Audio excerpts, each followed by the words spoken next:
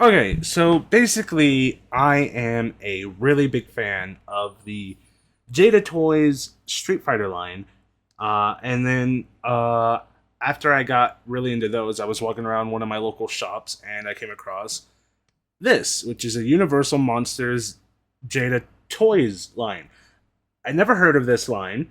I never knew anything about it. I just saw Jada Toys and I saw Universal Monsters and I said, okay, I gotta have that because I was such a big fan of the Street Fighter line, and I still am a big fan of the line. I just haven't been able to find any of the figures. I just knew this was something I had to like look at, but it's been one of those things where it's kind of like it's been sitting on my to do list for God, it's probably been close to a year. Um, and I just haven't really wanted to unbox these. I have like four of them. I have the Frankenstein right here. I have uh the I don't know her name. It's the girl, Mrs. Frankenstein. Okay, I guess that was easy to know. I have the Invisible Man, and I have Dracula. Uh, all of which I got from Ross at a discounted price, $7 each. So I was like, okay, at that price and being Jada, I have to look at these. But once I got them home, I'm like, I don't want to open these. Not because they don't look cool or anything, but because there's been many other things that I'm like, okay, I'm more interested in that thing. I'm more interested in that Wolverine action figure or that Spider Man or that G.I. Joe or whatever it is. I just, there's, like, I'm not the biggest Universal Monsters fan. The only Universal Monsters thing I even own are the Ninja Turtles, which I just own those because I can find them on sale for cheap and they're Ninja Turtles, and I love Ninja Turtles. I don't care about the Universal Monsters. I never have. That's never been a thing. I'm like, ooh, can't wait to watch Frankenstein. Like, I don't, that's not me. So having this as a toy, it's kind of like, as a toy, I'm like, okay, this looks cool. I'm interested in what I see here. But also to unbox it on the channel, eh, eh, you know. But the time has finally come. I need to open the toys on my to do list because it's getting overwhelming at this point, and I have more toys coming every day. Not every day, but like, gosh, weekly, I guess. So I have hiccups right now. I'm so sorry. So I gotta get through these. Like, this is really what kicked off my whole my backlog because I got these and I just kept putting these off and off and off, and then more figures got on top of that, and I kept adding more and more to my backlog, and now I have over 30 figures I need to record and edit and upload. So I need to get this just out of the way. So let's get into it. Starting with the front of the box, you do have this nice looking window packaging. The artwork is nice, Universal Monsters at the top, the Frankenstein logo down there at the bottom.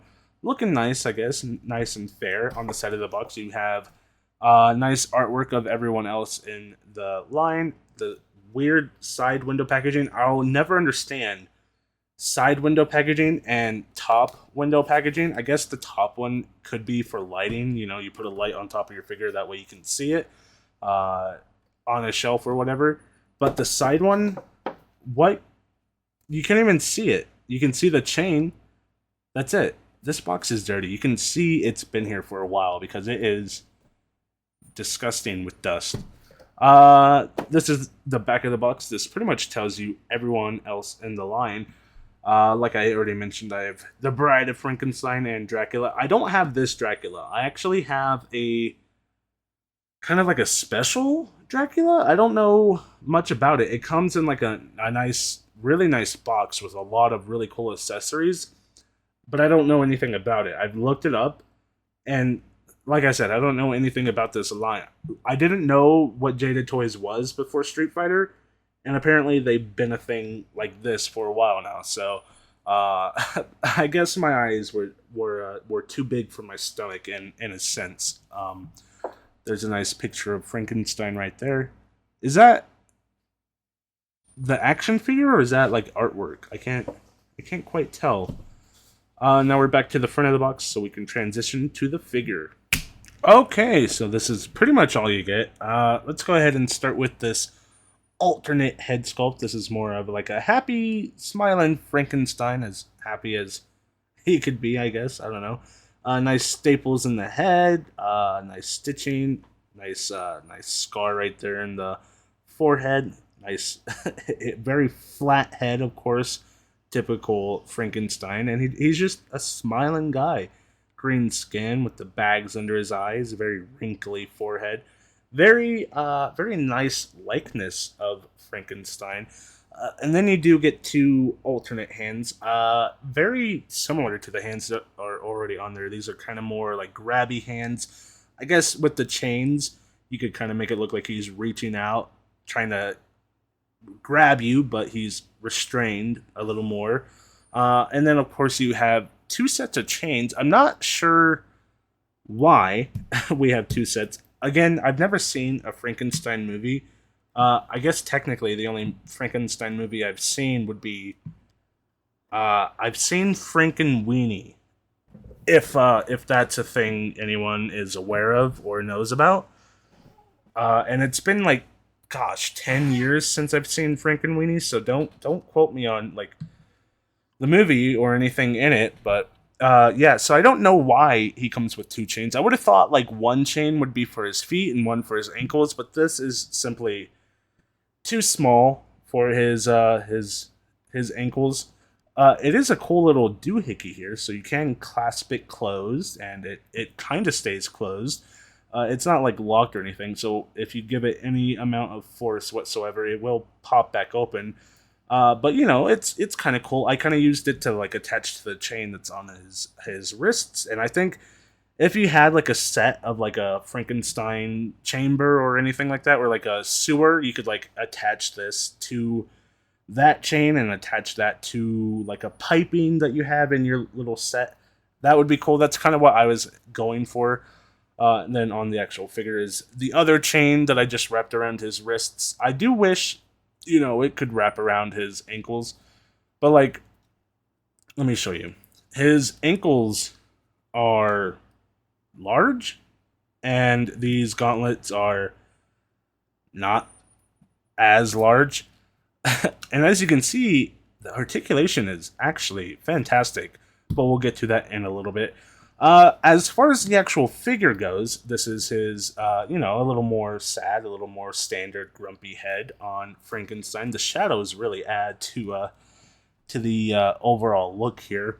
You can tell this movie was made in like what, the 30s, 40s, 50s, because of the way he wears his pants. They are so high up. This guy's name before he was Frankenstein was definitely Ernest, because like, I mean, that's like perfectly an Ernest style of attire there, with your pants up to the belly button.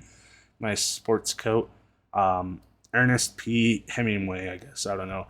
But yeah, this is more of a stoic, just neutral head sculpt here, looking nice. Same thing as the other head sculpt. Staples are in the same spot. The scars are even in the same spot. This one has the bolts on his neck, which I believe, you know, you attach something to the bolts and then the lightning strikes and blah, blah, blah. Whatever Frankenstein stuff. Again, don't know a lot. Nice sports coat, like I said. A little too small. As you can see, the arms stick out quite a bit. But the pants feel really nice. They seem like they fit pretty good. He has nice thick legs. I like the texturing on the pants. It feels very nice. And then he has the biggest boots I've ever seen.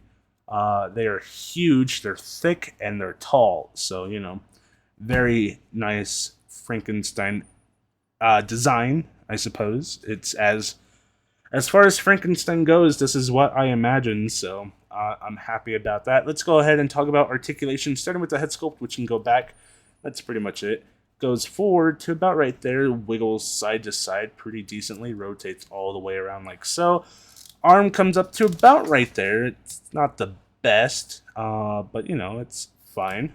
Rotates all the way around like so. The Coat does kind of get in the way, and it is pretty thick and heavy. There's not really any moving it out of the way. Swivel at the bicep, a pretty awkward cut, but you know, it can move. So double jointed, not pinless elbows. The pins are also very weird. They look kind of almost metallic. They're not the same color or texture as the coat, which is a choice. Wrist goes in, wrist goes out, wrist goes all the way around. These are, I forgot to mention, a more neutral set of hands, very sloppily made. If you can see the look of this hand, very, very sloppily made. The other hand looks fine. These hands look fine. It's just this one that's a little wonky, so a little disappointed there. But you know, you can't win them all. As far as ab articulation, we do have a nice diaphragm cut right there. I just don't know how much will be usable. It can't really go side to side because of this jacket here. Like I said, it's very thick, but you know, he kind of goes side to side and then kind of goes back and kind of goes forward. Just not much. He looks like a lost man, like he's looking for bread and he doesn't know where it is. I like that. Gosh, you know who should play Frankenstein in a remake? The guy from The Office. I want to say Jim Carrey and Will Ferrell. It's not those actors, obviously, but I can't... Steve Carell. Why do they have, like, very similar names? Like, aesthetic-wise, their names are all very, like, cohesive, and they fit together. I don't know. I just now realized that. But Steve Carell could play a very nice Frankenstein. He's not very tall, but, you know, he wears the lifts, of course.